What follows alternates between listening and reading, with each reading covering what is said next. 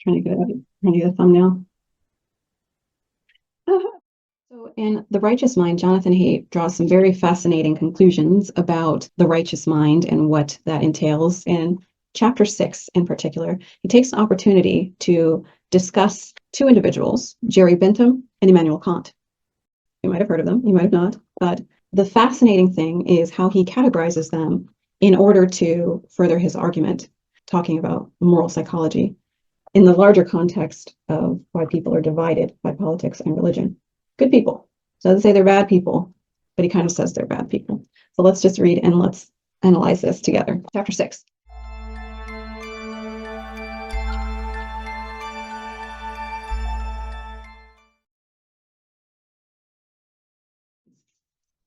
The birth of moral science. Nowadays, secular people often see the Enlightenment as a battle between two mortal enemies. Secular people being non-religious. On one side was science, with its principal weapon, reason, and on the other was religion, with its ancient shield of superstition. Reason defeated superstition. Light replaced darkness. This is really sarcastic, and I'm learning to pick up on sarcasm. This is something that on the spectrum is not something that is commonly picked up, which interestingly, and I'm mentioning it because we get into it here, to my surprise, Mr. Haidt went into a discourse on autism and folks with Asperger's, and I did not see that coming, and I did not agree with his discussion on that much at all, but it's interesting here because what is true is that people on the spectrum do not pick up on sarcasm as much, but he describes it as something quite different. So continuing on. But when David Hume was alive, Enlightenment thinkers were united in rejecting divine revelations as the source of moral knowledge.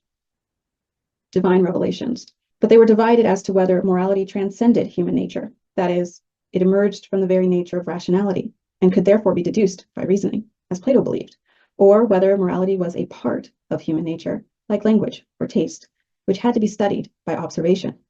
Given Hume's concerns about the limits of reasoning, he believed that philosophers who tried to reason their way to moral truth, without looking at human nature, were no better than theologians who thought they could find moral truth revealed in sacred texts.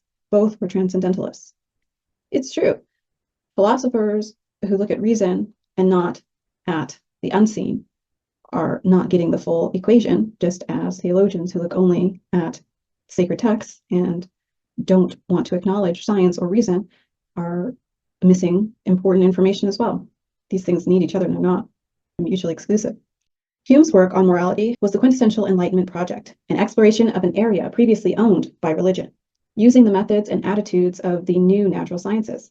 His first great work, A Treatise of Human Nature, had this subtitle, being an attempt to introduce the experimental method of reasoning into moral subjects.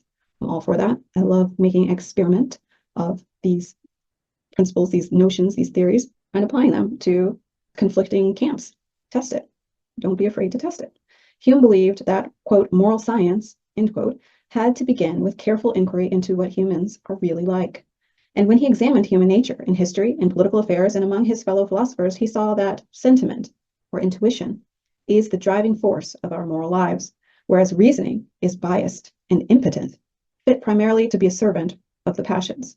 So reason is fit only to be a servant of the passions, but intuition or sentiment or feeling is the driving force of moral lives. That's interesting.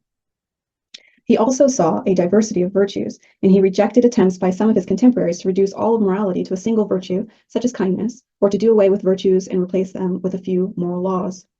Because he thought that morality was based in a variety of sentiments which give us pleasure when we encounter virtue and displeasure when we encounter vice, Hume often relied upon sensory analogies and particularly the taste analogy, like the Chinese sage.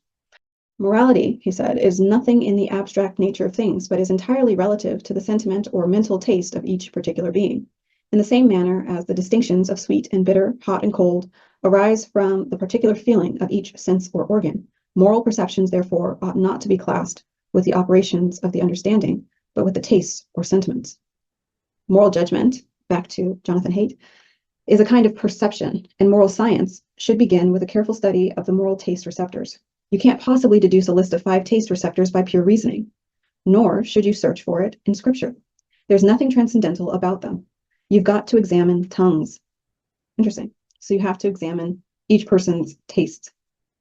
what the tastes are made of at the core. He goes on to say, Hume got it right. When he died in 1776, he and other sentimentalists had laid a superb foundation for, quote, moral science, one that has, in my view, been largely vindicated by modern research. You would think, then, that in the decades after his death, the moral sciences progressed rapidly, but you would be wrong. In the decades after Hume's death, the rationalists claimed victory over religion and took the moral sciences off on a 200-year tangent. Now, this here is interesting, where we talk about the 200-year tangent that he says moral science went off on. And this is when it went into the realms of people trying to come up with a rational basis for understanding morality, or some kind of code that people could live by. And he titles this section, Attack of the Systemizers. All right. I'm going to try not to get too incensed, but here we go. Autism has bedeviled psychiatric classifiers for decades because it is not a single discrete disease. It's usually described as a quote-unquote spectrum disorder because people can be more or less autistic, and it's not clear where to draw the line between those who have a serious mental illness and those who are just not very good at reading other people. At the extreme end of the spectrum, autistic people are, quote, mind blind, end quote. They are missing the social cognitive software that the rest of us use to guess the intentions and desires of other people. There's so much wrong with this paragraph, so much hurtful conjecture. This is not even true. So this is a psychology philosophy category book. Jonathan Haidt, very respected individual. And everything he says up until this point has been so like almost neutral and understanding. And the whole idea is compassion, right? And to use the intuition to inject empathy into the equation, or as he's going to go on to say here. But this is such a cold and cruel deduction of a group of people, saying that they are diseased, mentally ill, mind blind, not good at reading other people, and they can't guess the intentions or desires of other people. These things are also very, like, it's not true. And speaking from experience, what the issue is that it's a different type of association with other people that's actually afflicted by too much emotion and too much sensory data coming at the person, where you're hyper aware of other people's thoughts and actions. Yes, thoughts, as Carl Jung talked about, the introvert. The introvert is actually very in tune with the world within and sensing and understanding the mechanisms of the internal, where the extrovert is very perceptive at picking up on and being fueled by interactions with other people, which are deemed and classified by society as normal. So those interactions where the person is able to play the game of, relating to other people in social settings, that is an extroverted tendency. And the sad thing is that society has assigned that as normal, whereas the person who is differently abled or differently skilled in the ability to pick up on nuance and pick up on subtext and pick up on, well, not so much pick up on subtext, because again, that's where you get into the realm of sarcasm and people saying things that they don't really mean. But you're actually very acutely aware of seeing what a person is, the energy that they're giving off, and you're responding to that, so much so that it becomes overwhelming and you retreat from those interactions, because it becomes very confusing when a person is saying one thing and they don't mean that at all. And you can sense that, or you're reading the language or the body language of a person and it's very hostile, or you've seen or picked up on situations in the group setting where people are being what you would consider mean to each other, and you're protecting yourself. You move away from that energy, so you tend to not interact in those social settings. You feel more comfortable in being in separation or to yourself. As he goes on to say that one of these famous Asperger's syndrome having gentleman, Jeremy Bentham, was a hermit, he describes himself as. But just as in the tarot cards, the hermit is not someone who is just alone because they're grumpy. They have a lantern, they have insight, and they're going deep into some sort of study or some quest. And that usually is a quest for ultimate truth or self-knowledge, self-actualization in psychology, Maslow. But this here, it completely dismisses that entirely and says that these people, because they can't interact with me, they have this serious problem. And what is a disservice that's being done here to all the people that are in this category or this psychiatric classifier is that you're completely putting them into a box without giving them any empathy, and then saying that what's wrong with the breakthroughs and the psychological and scientific breakthroughs that they have was that they were devoid of empathy, which is a really interesting sleight of hand here that we see. A person who doesn't understand something being the final word on its analysis or how it's spread out to the world or told to the world is a tricky thing. It's just like I saw this video the other day where an astrologer said that there was a company, an organization that put astrology to the test to actually test it and to see if it's valid recently. It was very interesting because I had just been talking about how we should test all this stuff, and they're like, oh, we put together this thing on, I think it's clearerthinking.org, and they put this test up where they recruited some astrologers to set up this test, and the astrologer said he's a big YouTube personality, and his name is Cam, and he participated in this, and he was really cocky and arrogant, like he's just his persona, admittedly, that he says, and he's like, yeah, I put in there that I'm a really good astrologer, and I'll pass this test, and I can help you prove that astrology is real. Then when he took the test, it was really effing hard, and how it was set up was in a way that doesn't mirror how actual astrologers in the field go about their practice. So that in itself skewed the results massively. For instance, they were given these birth charts to look at, and then they were given a few things to read through of questions and answers that were given. That these, admittedly, they went and they found astrologers and they asked them what kinds of questions they would ask a person so that they could interpret their birth chart. And so the test here was to give these people the answers to those questions and a series of birth charts, and that they were supposed to pick the birth chart, and the results of these tests were supposed to either prove or disprove if astrology works. The result they found was that they were all over the board. The astrologers couldn't really guess or pick the birth charts. In essence, they were guessing most of the time, and they were guessing wrong. And why would that be? You have a bunch of people that are answering questions that are like general questions about your temperament or your preferences and things like that, but they don't really get to the nitty-gritty of it, or they tell you different pieces of information that aren't really the same as you would get as a psychologist gets, and they're in the room and they're discussing with you your life story, your history, how you responded to certain things. You're giving a very shallow surface level bit of information and saying, here, now do this magic trick for me, do this little dance, which is a little bit of what we're going to get into here when we look at these psychic discoveries behind the Iron Curtain. And ultimately, my hypothesis from this whole thing, which is that we handle circumstances of science in really immoral ways because we dehumanize the people that are at the subject of the study into the thing that can actually give us the help that we need to move forward. It's really sad, it's really annoying, but that video, I'll link it here too as well, was very interesting because he explains a lot of the things that were wrong about the test and how he would help them to put together a test that could accurately help, prove or disprove, astrology is down for the quest. Like, I'm not opposed to us doing this. That's why he participated in it. I think they actually gave them money to, it was a whole legit thing that they put together.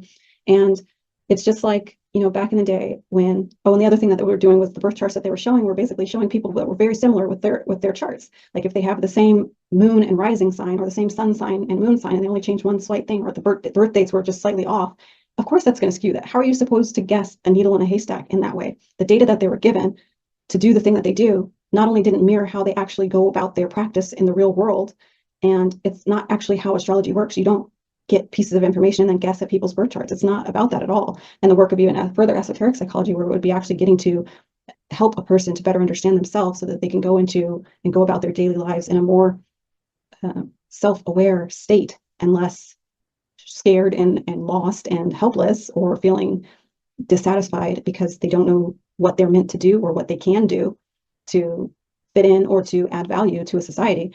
You turned it into this parlor trick, and then you try to dismiss it as this thing that just is nonsensical. But it's very much like back in the days when they wanted people smoking cigarettes, and the scientific studies where they were supposed to be proving that they're healthy, they were skewing the data by looking at only the data that proved that, which they wanted to say at the end of it, which was that they were harmless, until ultimately we know how that ended up, and we see the skull and crossbones warning on every label. But then even that, in our society, how we settle with these kinds of things, where science eventually gives way to giving us the truth, like, hey, yes, we're allowing something to happen that's screwed up to humankind, but we're putting this label on there, Prop 65, and the cancer warnings that we're seeing everywhere. Is that enough? Where's our moral psychology right now, holding people accountable for how things are shaking out in the world around us? We're leaving it too much up to people who are not getting all the way there. And again, it's because we're excluding half the equation, and there's a lot going on behind the Iron Curtain that we're not paying attention to. But first, we're going with this mainstream view here. This is why a lot of times I like to read the new with the old simultaneously, to kind of just look at how much we were going in circles rather than going forward. So he goes on in his very hateful way to say that according to one of the leading autism researchers, I wonder if this individual is himself autistic or on the spectrum in any degree, or if he is just a researcher, but I can guess what the answer is to that based on how this goes on. He says that there are in fact two spectra, two dimensions on which we can place each person, empathizing and systemizing. Empathizing is, quote, the drive to identify another person's emotions and thoughts and to respond to these with an appropriate emotion. If you prefer fiction to nonfiction, or if you enjoy conversations about people you don't know, you're probably above average in empathizing. That makes no sense, to be quite honest. So if you prefer fiction to nonfiction, so if you're into fantasy, or if you enjoy conversations about people you don't know, like if you enjoy gossip, then you're probably above average on empathizing. Those things have nothing to do with empathy.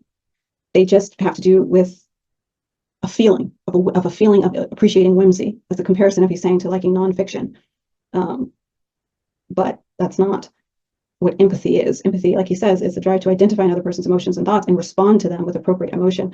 But the person who responds to thoughts and emotions with the appropriate emotion can also be a sociopath or a psychopath, because they learn human behavior and they learn how to mimic what would be appropriate. Whereas the interesting thing about the people that he's talking about, people that are on the spectrum, who he says don't have the cognitive social software that the rest of us have to guess the intentions and desires of people, they simply react with everybody in the same way because they don't have the mask ability, which is interesting because a lot of them learn to mask as a coping mechanism, which is also how we blend in, is you mask your real traits, which are, saying what's on your mind, Asperger's syndrome, like not being able to filter, truth with lies, or to dish out sarcasm when as a layer of subtext to really say what you really mean. It's just what you see is what you get.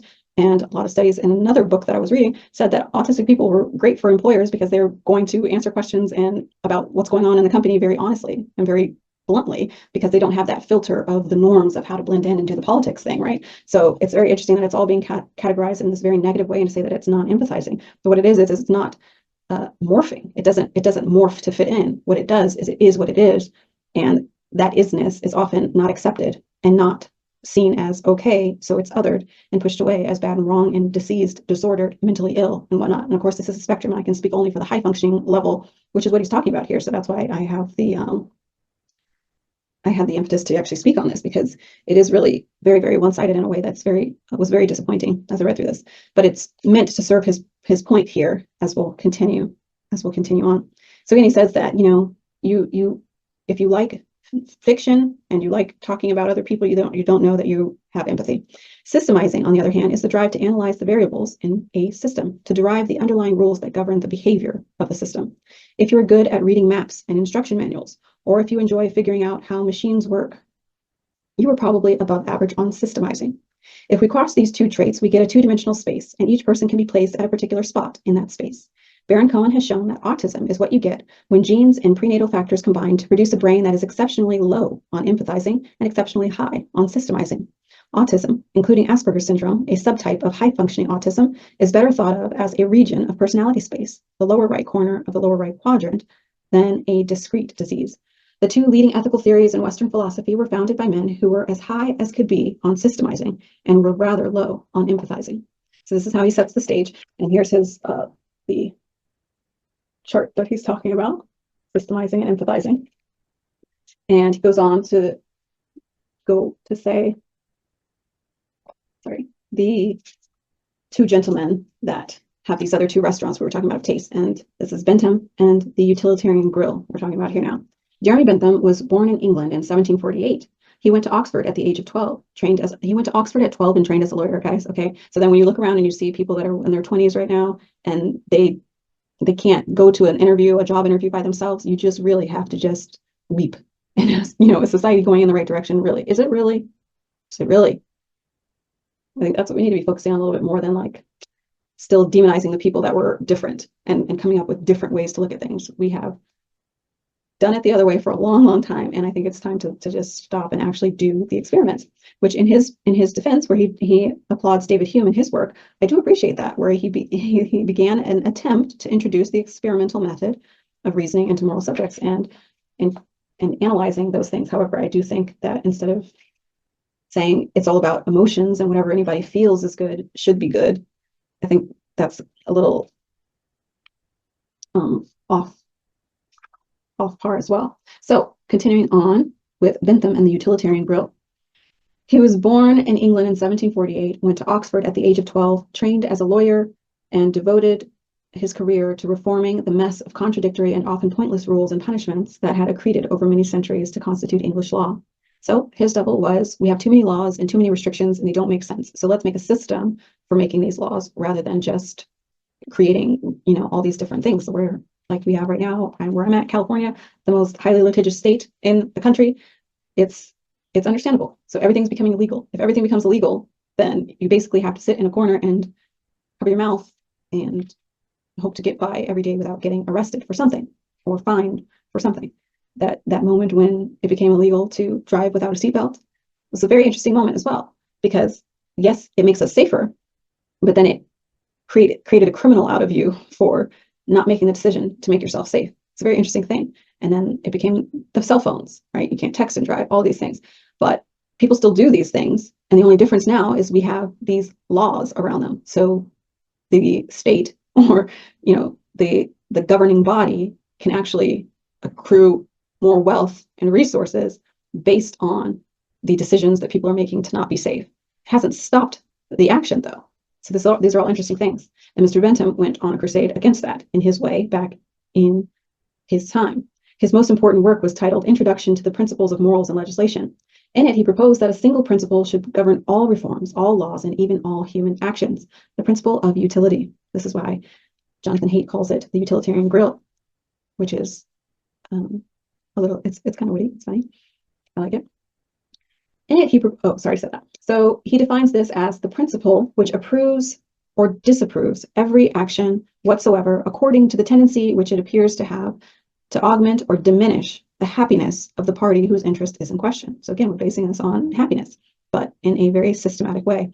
Each law should aim to maximize the utility of the community, which is defined as the simple arithmetic sum of the expected utilities of each member. Bentham then systematized the parameters needed to calculate utility, including the intensity, duration, and certainty of, quote, hedons, which are pleasures, and, quote, dolors, which are pains.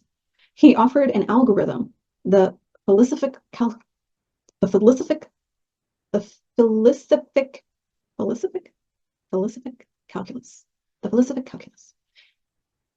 for summing the hedons and dolors to reach a moral verdict on any action for any person in any country. That is a little scary, right? It doesn't make any sense. You're going to use this algorithm to determine if a person is, where they are on the pleasure and pain scale, and then you deliver out the verdict based on your algorithm. That's already scary in terms of like our algorithms that we're seeing right now, because the algorithms are made by someone in some corner, in some lab, in some, actually probably, Google Hangout lounge with unlimited free food and a nap room. But we don't really know what those algorithms are or why they are there or when they change to suppress things that we actually do want to look at, or when they might skew the numbers and pump up the views and the likes on something that would then create the depiction that more people are of this opinion than that opinion.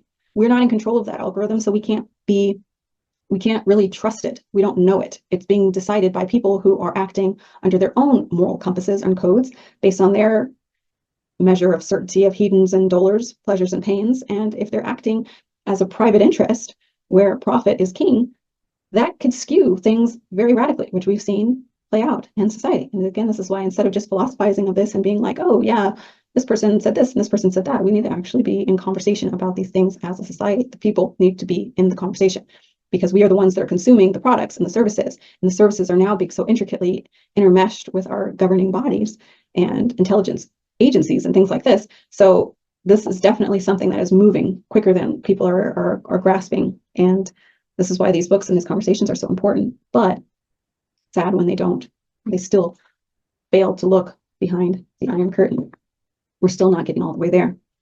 So here he says that Bentham's philosophy showed an extraordinary degree of systemizing. And as Baron Cohen says, systemizing is a strength. Problems arise, however, when systemizing occurs in the absence of empathizing. In an article titled Asperger's Syndrome and the Eccentricity and Genius of Jeremy Bentham, Philip Lucas and Anne Sheeran collect accounts of Bentham's personal life. Here's where he gets so petty. And compare them to the diagnostic criteria of Asperger's syndrome. They find a close match on the main diagnostic criteria, including those involving low empathy and poor social relationships. Bentham had few friends as a child, and he left a string of angry ex-friends as an adult. He never married, referred to himself as a hermit, and seemed to care little about other people. One contemporary said of him, he regards the people about him no more than the flies of a summer, end quote.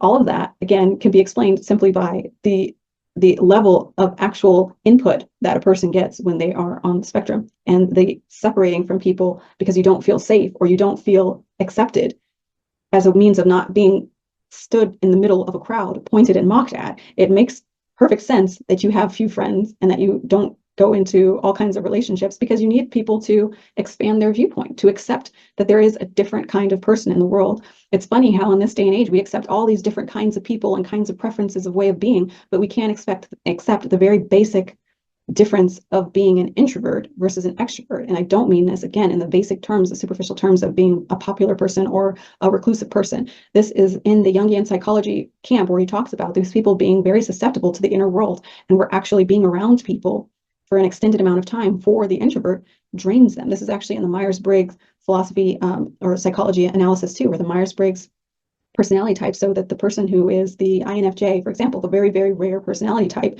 which is heavily on the introverted side, and you go into a social setting and it takes a lot out of you physically, and you're feeling drained after that, versus a person who has the extroversion tendency, where you're fueled by that, where you actually light up. This can actually be traced back further to astrological traits and your different placements in your birth chart, because you know that the Leo energy, for example, is a fire sign. It's fueled, it's dynamic, it's enlivened and built up by that momentum and that energy that it picks up, because behind the Iron Curtain, we'll see that there's energetic fields that surround us, and a person is influenced by that energy. And so the person who has that Leo energy, and the planets that gas up that Leo energy, the sun, which is what rules Leo, and we have that sun every day, that energy of shining and being, a spectacle, being seen and being bright and filling the room, that builds that person up.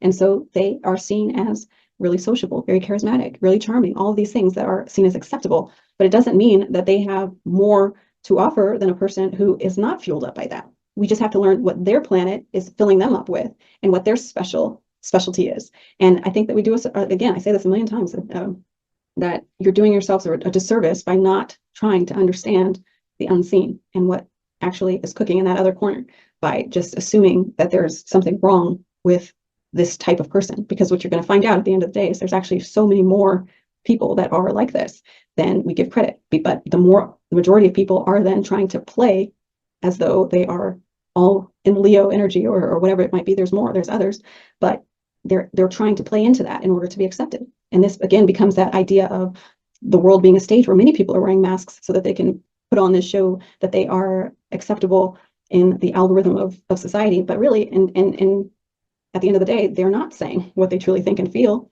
and they're playing a game.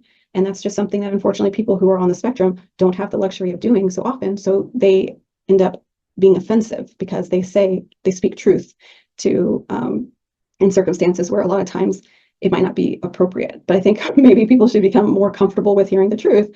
But again, I'm biased here. But going back to this text also, and then one last thing on that note, is that this assessment that because he lived his life this way and he had less friends and angry ex-friends and wasn't married and things like that, that he didn't care about people. I don't think that could be fairly deduced when he dedicated his work to people and how to make people live in a society that would make them happier. So that work in itself shows a care for people, but his demonstration of how he related to people didn't fit the norm. So this text goes on to say that he had no empathy. I think that's a interesting thing. And then he goes on to say on the next page that if he was to just say that these people, him and Kant, who he gets into, that their moral theories are incorrect simply because they had Asperger's syndrome, would be an ad hominem argument. It is a logical error. It is, and a mean thing to say. It is, but he still said it, which is interesting. I need to wrap up here soon, so I might cut this into 2 videos. A related criterion is an impaired imaginative capacity, particularly with respect to the inner lives of other people. In his philosophy, as in his personal behavior, Bentham offended many of his contemporaries by his inability to perceive variety and subtlety in human motives.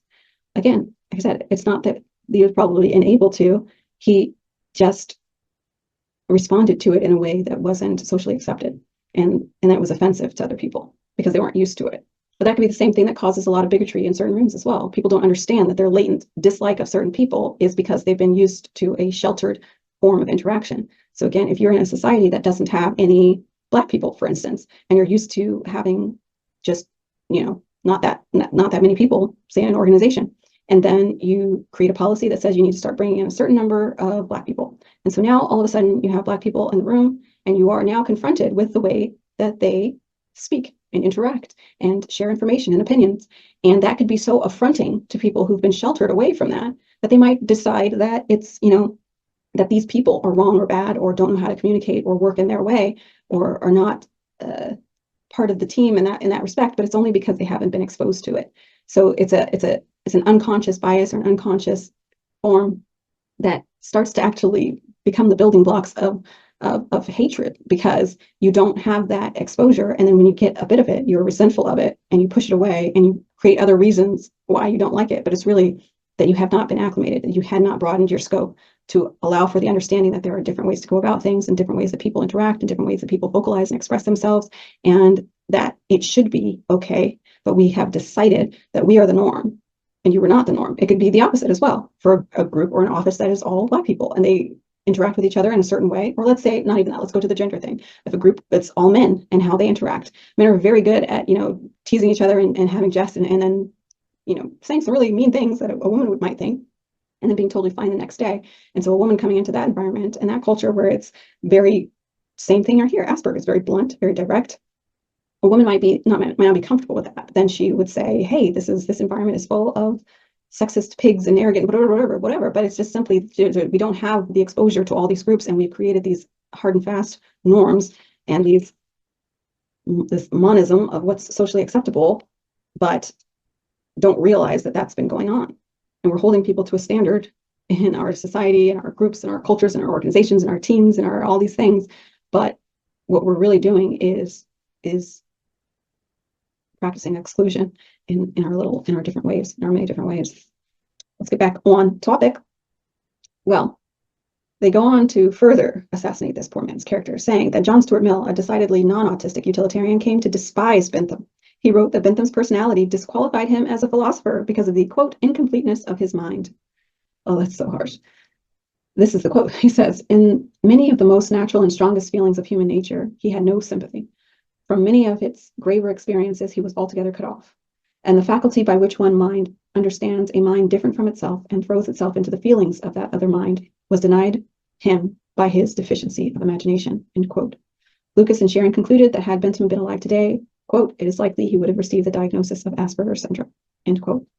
And so this is just like a whole section right here that just went completely left, where I was just like, all right, this is crazy. But he's making the point that these philosophies for moral psychology or forming a moral framework, a utilitarian framework, came from a man who had Asperger's syndrome based on these people's analysis of his personal life and how he related to people, determined that he had no empathy, and that by that nature, his theory of using math and an algorithm to calculate and help society understand a system for determining what is morally right and wrong is no good, because he was disqualified based on the incompleteness of his mind. This is really hard and really hurtful to see here, because I don't know this man. He might have been a cold bastard. I don't know him.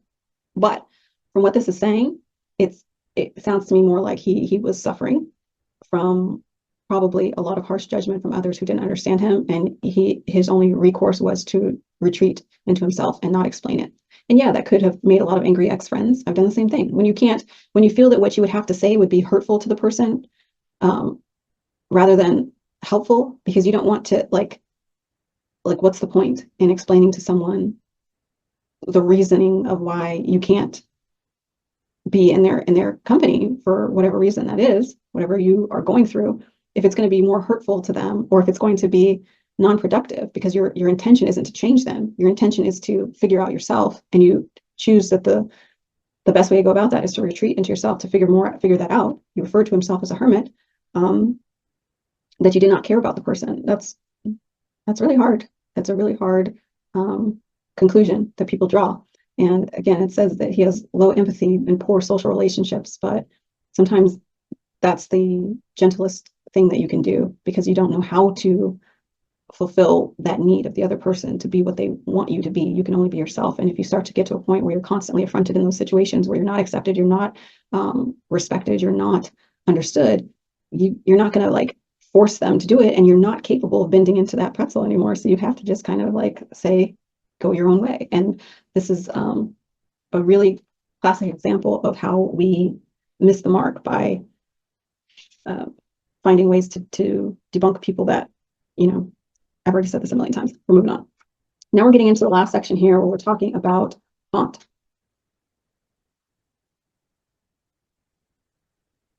Immanuel Kant was born in Prussia in 1724. He was well acquainted with Hume's work and was favorably disposed towards sentimentalist theories early in his career, particularly when he wrote about aesthetics and the sublime. But although he granted that sentiments such as sympathy are crucial for a description of why people in fact behave morally, he was disturbed by the subjectivity that such an account implied for ethics. If one person has different moral sentiments from another, does she have different moral obligations? It's a great question. And what if people in one culture have different sentiments from people in another? Another great question. Kant, like Plato, wanted to discover the timeless, changeless form of the good. He believed that morality had to be the same for all rational creatures, regardless of their cultural or individual proclivities. To discover this timeless form, it simply would not do to use observational methods, to look around the world and see what virtues people happen to pursue. Rather, he said that moral law could only be established by the process of a priori, which is prior to experience, philosophizing. It had to consist of principles that are inherent in and revealed through the operation of reason. And Kant found such a principle, non-contradiction. Rather than offering a concrete rule with some specific content, such as, quote, help the poor or honor your parents, Kant provided an abstract rule from which he claimed all other valid moral rules could be derived. He called it the categorical or unconditional imperative. Quote, act only according to that maxim whereby you can at the same time will that it should become a universal law, end quote. Bentham told us to use arithmetic to figure out the right course of action, but Kant told us to use logic. Both men accomplished miracles of systemization, boiling all of morality down to a single sentence, a single formula. Did Kant also have Asperger's syndrome? So freaking offensive, Mr. Haidt. What's wrong with you? Sorry, y'all. Like Bentham, Kant was a loner who never married. We're getting petty again. Kant was a loner who never married, whose inner life seems cold. It seems cold, but you don't know it. This is all judgment. This is all the school of judgment. He was famous for his love of routine. That is an autistic trait. He set out for his afternoon walk at precisely 3:30 every day, regardless of the weather. And some experts have speculated that he too had Asperger's syndrome. After reading accounts of Kant's personal life, however, I think the case is not as clear as it is for Bentham. Kant, it was widely liked. This is where it's really stupid. This is so stupid. So if you're liked, you can't be autistic, as I was saying. He couldn't have been, he wasn't as clearly autistic because he was like, people liked him, and you don't like autistic people because they have no empathy. They are just like, what the hell? Why? How is this published? This is ridiculous. So,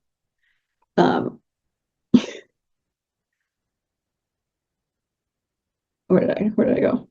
Kant was widely liked, and he did seem to enjoy company, although some of his socializing had a calculated feel to it. Now, again, that goes into who enjoys company and who doesn't. This all is going to be based on the birth chart and whether the amount of planets that are extroverted or masculine versus feminine, intuitive, and the level of the balance of that making up the overall person, coupled with how they're raised, the environment they're in, the programming that they go under, all of these factors and all of these things. But at the underlying part, the unseen, what is behind the curtain and what they're going through is going to determine their likability factor or their comfort in social settings, and also their capability of masking if they want to kind of go beyond that to fit in. So of course, yes, a person, and since it is a spectrum, absolutely, there could be a person that's more comfortable in social settings. And again, that will probably contribute to whether they have more fire in their chart and more ability to possibly air as well, the ability to speak and feel comfortable in group settings. You know, it's not just some random thing, and it's not black and white to say that everybody who is on the spectrum is cold and non-empathetic. In fact, this entire section here is very cold and non-empathetic. Jonathan Haidt. All right, continue on. We're finishing this petty paragraph. So it says,